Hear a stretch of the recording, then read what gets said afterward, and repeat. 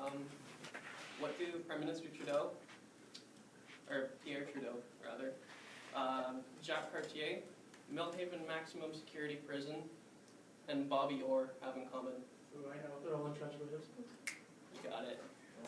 Right. And they're all immensely Canadian figures.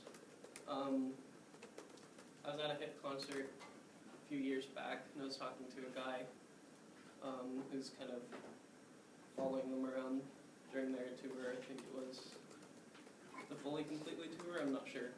But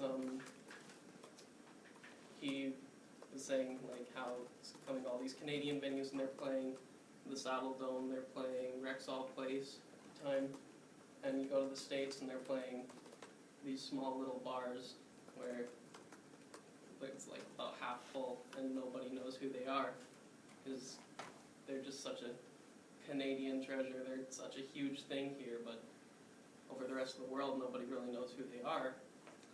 And Justin Trudeau said they're an inevitable and essential part of what we are and who we are as a country. There are so many great Canadian bands. It's Rush, like Leonard Cohen is a great Canadian artist, but none of them are so vehemently Canadian as the Hip are, and that's due to the kind of stuff they talk about in their songs. Like the Canadiana is such a huge part of their lyricism. The song 50 Mission Cat covers the story of the disappearance of Bill Barilko. We can just kind of read you the lyrics to that one to describe the story. It's, Bill Barilko disappeared that summer. He was on a fishing trip. The last goal he ever scored won the Leafs the cup. They didn't win another until 1962, the year he was discovered. And it's just one of many hockey-related things that they sing about. Another one's Fireworks, singing about 1972 Summit Series.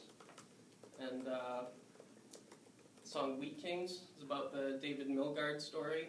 You guys know who that is. 1969, David Milgaard was arrested for a murder that he didn't commit.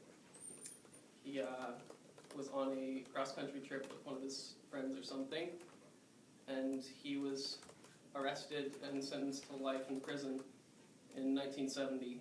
And 23 years later, he was exonerated, and he's living in Calgary now or something, working as a social worker, I believe. He even talks about colonialism in our country, living between the roles of Indigenous people and Jacques Cartier in the song Looking for a Place to Happen. He says, no, you're not the first to show. We've all been here since God who knows. He's just talking about the Indigenous people of Canada and the U.S. Downey devoted